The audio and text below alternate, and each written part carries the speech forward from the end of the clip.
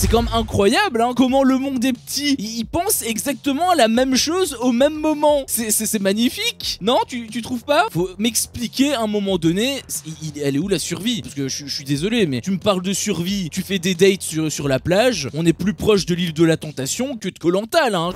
Ouais, il est Potox, c'est Ontox, et bienvenue dans cette nouvelle vidéo consacrée à la critique de l'épisode 40 de la 8ème saison des Apprentis Aventuriers. Avant de commencer, comme d'habitude, n'hésitez pas à liker, partager, commenter la vidéo. Pour vous, c'est juste un clic, mais pour moi, ça représente énormément. Donc merci par avance à tous ceux qui le feront, et si mon contenu vous plaît, eh bien n'hésitez pas tout simplement à vous abonner, et pourquoi pas activer la cloche pour ne louper aucune de mes autres vidéos. Et on a eu un épisode très sympathique, j'ai beaucoup apprécié cet épisode, je l'ai trouvé vraiment incroyable pour les princes et princesses de l'amour. Malheureusement, ce que je regardais, enfin ce que je pensais avoir regardé, c'était une émission de survie à la base, et donc pour le coup c'est pas trop le même délire, hein. Déjà je pense que le principal problème de cet épisode, puisqu'on peut en énumérer, après j'ai pas noté beaucoup de choses, en même temps il avait pas grand chose à dire qui était bien intéressant, mais du coup voilà, si on doit quand même énumérer des problèmes, le plus gros problème de cet épisode, je pense, c'est le fait que c'est interminable, c'est un truc de malade. Ils te le font depuis le début, hein, le coup avec la nuit qui dure des plombes, hein. Franchement elle dure des plombes, mais là comme ça j'ai vraiment senti la lourdeur, peut-être parce qu'il s'est rien passé avant, c'est peut-être possible, mais dans tous les cas j'ai vraiment ressenti chaque seconde je les ai ressentis. On te montre toutes les personnes qui partent se coucher. On va à la cabane des oranges, on va à la cabane des violets, on va à la cabane des bleus, on va à la cabane des roses, on va à la cabane des gris, on va à la cabane de la voisine, on va à la cabane du cadreur, on va à la cabane du producteur, on va à la cabane... T'as compris le délire, hein, je pense. En plus, c'est pour dire tout le temps la même chose. Je veux dire, à quoi ça sert de montrer 5 fois les mêmes images? On a vu 5 fois des personnes qui devaient dormir, et avant d'aller se coucher, ils ont dit des petits trucs du style « Oh, j'espère que je vais gagner à l'épreuve de demain. Allez, il faut se coucher, il faut qu'on soit en forme pour l'épreuve de demain. » Et on a eu ça 5 fois, enfin 3 fois et 2 fois, bon, c'était par rapport plutôt à l'épreuve qui était encore après. Et donc, forcément, ça a mis bout à bout. À chaque fois, tu rajoutes et tu rajoutes. Je pensais honnêtement qu'on n'allait pas passer de nuit, hein. Je pensais qu'on allait rester un petit peu comme au début de l'émission, tu sais, quand on était resté 2 semaines, enfin 1 semaine et demie plutôt, sur un seul jour de tournage. Ça c'était quand même vachement fort. J'ai cru qu'on allait partir là-dessus, en moins grave, hein, bien évidemment. Bon, c'est pas trop le cas non plus, hein, mais quand il y a que 5 candidats, enfin déjà du côté de la jungle, j'espère vraiment que ça va aller très très vite, hein, parce que du côté de la jungle, déjà quand il y avait des Valentins et des Anaïs, etc., on se faisait concrètement un petit peu chier. C'était surtout le clash entre JP et Rémi qui était assez intéressant, et aussi Enzo à un moment donné avec Jonathan et Valentin. Enfin, c'était cette petite embrouille. Mais du côté des gris et des roses, il y a que dalle, on s'en fout, hein, globalement on s'en fout, et c'est eux qui monopolisent la jungle du coup. Donc toutes les séquences où il n'y aura pas de jeu, quand on sera sur la jungle, on va s'endormir, globalement c'est ça. Et peut-être même que ça va être pareil avec la plage, parce que bon, je sais pas, hein, après c'est quand même plutôt cool, parce que bon, si les tensions peuvent s'apaiser, c'est quand même chouette, parce qu'il y avait Rémi du coup qui voulait faire un petit... qui voulait tendre la main à JP, donc c'est quand même plutôt cool. Sur le papier c'est quand même plutôt cool. Mais j'ai trouvé quand même, en tout cas c'est l'impression qu'on a à l'image, on dirait que ça tombe comme ça, on dirait que c'est une pierre le truc, enfin je veux dire, on n'a aucun contexte. En fait ils sont ultra vénères l'un et l'autre, et d'un coup en l'espace de 1 minute, boum, il se passe plus rien, c'est bon, Rémi il a décidé de pardonner, en l'espace de 1 minute. Je sais pas, hein, si ça s'est vraiment passé comme ça, à mon avis non, il a quand même eu quelque chose, il y a quand même eu une certaine évolution, une certaine progression dans cette évolution, parce que un truc comme ça, c'est vrai, je suis désolé de le dire, hein, mais on dirait vraiment un truc scripté. On dirait vraiment, ouais là tu dois t'embrouiller, ouais là tu dois te rabibocher. On dirait vraiment un truc ainsi, hein. Bon, si c'est le cas, je trouverais quand même qu'ils auront très très bien joué, parce que j'y aurais vu que du feu.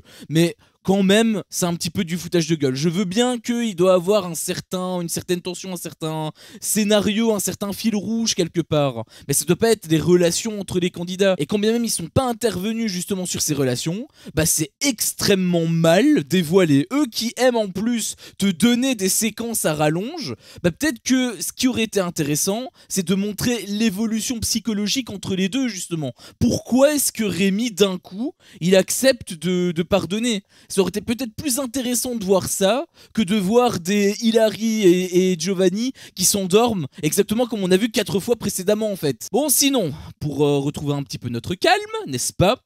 On a eu aussi la découverte du camp, enfin la suite pour le coup par rapport à l'épisode d'hier, par rapport au violet. Et autant l'épisode d'hier, bah, c'était quand même cool parce que bah, c'était pas spécialement long en plus. Il y a quelques petites blagues comme je t'avais dit avec Valentin. Il y avait également du jeu, on était sorti d'un jeu donc forcément nous montrer des séquences comme ça me dérange pas puisqu'on vient d'être rassasié en termes de jeu donc il n'y a aucun souci.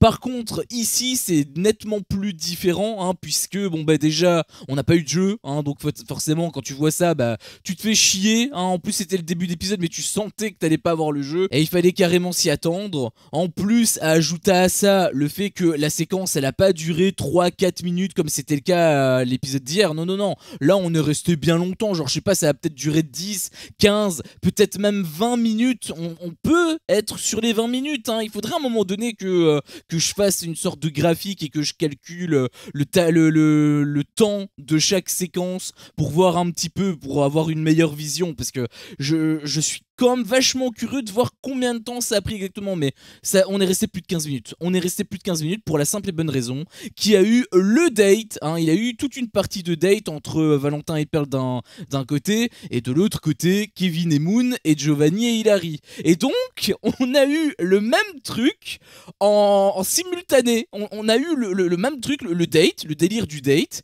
eh bien on l'a eu des deux côtés. C'est quand même incroyable comment le monde est petit. Ils pensent exactement la même chose au même moment. C'est magnifique. Non, tu trouves pas? Bien évidemment que je me fous de ta gueule, exactement comme ce que fait W9, puisque eh bien ils se foutent de notre gueule. Tu te doutes bien que c'est eux qui ont demandé à le faire. En tout cas, j'imagine. Peut-être pas du côté de Pearl et de Valentin, mais en tout cas, s'il en a un qui l'a fait, l'autre, voilà, ils l'ont forcément proposé. S'ils l'ont pas proposé aux deux, enfin aux trois, parce que c'est vrai qu'il a eu les roses, mais c'est totalement possible également. Enfin, plutôt les gris, parce que les gris sont pas censés être en couple, normalement. Et donc, si tu kiffes pas les séquences d'amour, eh bien, je t'invite à éviter cet épisode, puisque nous en avons eu deux. C'était quand même génial. Il faut m'expliquer à un moment donné, elle est où la survie, parce que je suis désolé, mais tu me parles de survie, tu fais des dates sur la plage, on est plus proche de l'île de la Tentation que de Koh-Lanta là. Bon, il y a eu quand même un petit truc qui m'avait pas mal touché, c'était Moon qui avait pleuré en fait parce qu'elle se sentait, elle sous-performait, du coup voilà ça l'a un petit peu atteint. Et bon, on va pas se mentir, c'est vrai qu'elle a pas été très bonne sur les épreuves, je pense même que c'est l'une des plus mauvaises, avec Joy notamment. Mais après il faut relativiser, c'est pas parce qu'on est nul dans un truc qu'on est nul absolument partout. Si ça tombe, si elle participe, admettons, à la saison 4 des 50, si ça tombe les épreuves, elle va les faire les deux dans le nez, tu vois. Donc, faut voir, ça dépend en fait des épreuves. Mais c'est clair que sur cette émission, c'est clairement pas son jour. Elle l'avait même justement dit à Kevin, et Kevin l'avait même dit également dans tous les cas que c'était sa faute. En même temps, voilà, c'est évident. Je veux dire, Kevin, il a tiré sa flèche et il l'a mis, et Moon non. Donc, forcément, voilà, tu peux pas mettre des œillères. Mais voilà, elle m'avait quand même plutôt touché. En plus, il y avait Kevin qui avait quand même un petit peu, qui l'avait un petit peu rassuré et tout. Donc, je trouvais que c'était touchant. Voilà, je trouvais que la petite séquence là, elle était touchante. C'est dommage que ça a été intercalé dans un épisode où on s'en battait les couilles, globalement. Parce que c'est le seul moment qui m'a un petit peu fait ressentir un petit truc. Tu vois, il y a un petit truc qui s'est passé. C'est dommage, encore une fois, que ça a été intercalé dans un épisode ainsi. Il y avait aussi un truc du côté des Bleus cette fois-ci, où en fait, je sais pas toi, mais j'ai trouvé que les Bleus étaient vachement complices dans cet épisode. Enfin, je sais qu'ils sont ex, hein, donc forcément ils ont peut-être un petit résidu de complicité, je sais pas, c'est possible, mais dans tous les cas, je trouve que c'est un peu bizarre, et même ça rend le truc d'autant plus bizarre parce qu'en fait, c'est ultra contradictoire avec ce qu'on a eu précédemment. Au tout début, voilà, on avait Maeva et Rémi qui s'entendaient comme chien et chat, hein, globalement. Et bien là, ils s'entendent tous les deux plutôt comme chien et chien, donc c'est plutôt cool pour eux, hein. Moi j'aime bien Rémi, donc quelque part je suis content, hein. S'il peut kiffer, tant mieux. Bon, c'est un petit peu tard, hein, de kiffer maintenant puisqu'on est sur la fin, mais si ça a pu finir sur une bonne note, j'ai envie de te dire ok, pourquoi pas. Mais ça rend le truc bizarre, et encore une fois la transition l'avant-après, en fait, bah je trouve qu'elle est pas assez mise en avant. Après c'est quand même beaucoup plus progressif parce qu'on voyait que Maeva s'atténuait au fur et à mesure. C'est quand même beaucoup plus progressif cette transition là que la transition entre Rémi et JP, hein. Mais même je trouvais que c'était un petit peu je trouvais que c'était un petit peu chelou. D'ailleurs, pour rester sur Maeva, il y avait une interview qui m'avait beaucoup fait rire parce qu'en gros elle s'était un petit peu plainte de Orange, comme quoi que voilà, ils lui ont pas dit bonne nuit, et je trouvais que c'était quand même un culot monstre qu'elle avait de dire ça, parce que bah on va pas se mentir, elle a été détestable au possible, pas autant qu'avec Rémi quand même, hein, il faut pas non plus déconner, mais elle a pas été super sympa ces derniers temps. Je veux dire, déjà le coup de gueule qu'elle a fait avec JP et Delphine, elle s'est clashée de dingue avec eux deux, hein. Donc déjà rien que ça par rapport à la bouffe, c'était déjà moyen, mais en plus le fait que voilà, elle traînait à mort, bon elle était complice avec Rémi, mais voilà, il traînait à mort à l'épicerie pour justement leur faire perdre du temps. Quelque part c'est un petit peu logique qu'ils lui disent pas bonne nuit. Et enfin on a eu la séquence pour la préparation de l'épreuve des plagistes, hein. Donc concrètement voilà, tu connais la chanson, c'est une bande-annonce pour l'épreuve. Ça, pour le coup, c'est pas forcément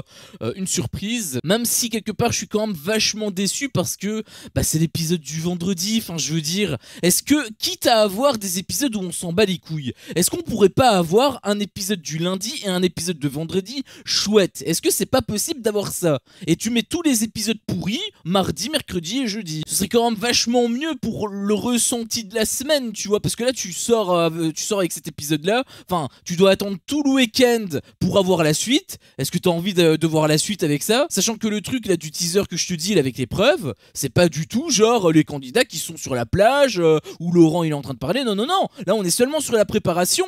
Donc ça veut dire qu'à l'épisode de lundi, qu'est-ce qui va se passer? Bah, on va tout simplement partir du côté de la jungle. Peut-être même qu'on va revenir du côté de la plage où ils vont encore avoir une préparation. Et le jeu, en fait, bah, on l'aura pas avant la 10e, la 15e, voire même peut-être la 20e minute, hein. Donc déçu, hein. Globalement c'est le maître mot de cet épisode. Déçu, dégoûté même, hein, je dirais, parce que je rappelle encore une fois qu'on est le vendredi, donc ça aurait été quand même cool d'avoir un bon épisode, mais finalement on devra attendre.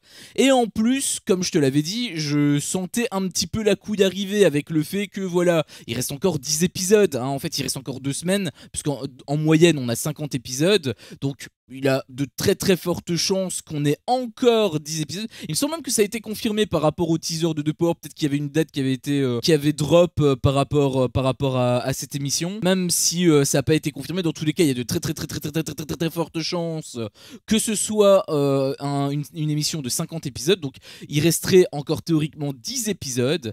Et 10 épisodes pour avoir l'épreuve de la plage, pour avoir les 2 jeux de demi-finale en gros, ainsi que la grande finale.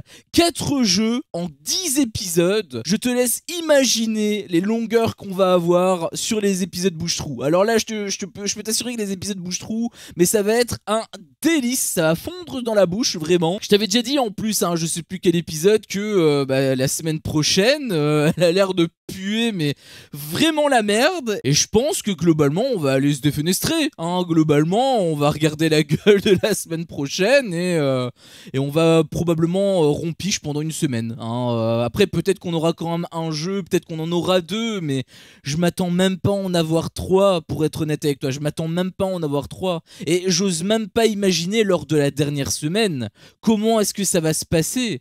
Parce que si on n'a que 4 jeux en 10 épisodes, tu te doutes bien qu'ils vont pas te donner 3 épisodes sans jeu. Enfin, j'espère pas, parce que sinon ce serait vraiment de l'abus. Donc j'imagine qu'ils vont faire du 1 pour 2. Mais comment est-ce que tu veux combler un épisode entier quand ils sont plus que 3? Habituellement, au final, ils accélèrent justement le montage parce qu'il n'y a plus rien à montrer. Donc qu'est-ce qu'ils vont montrer en fait à ce moment-là?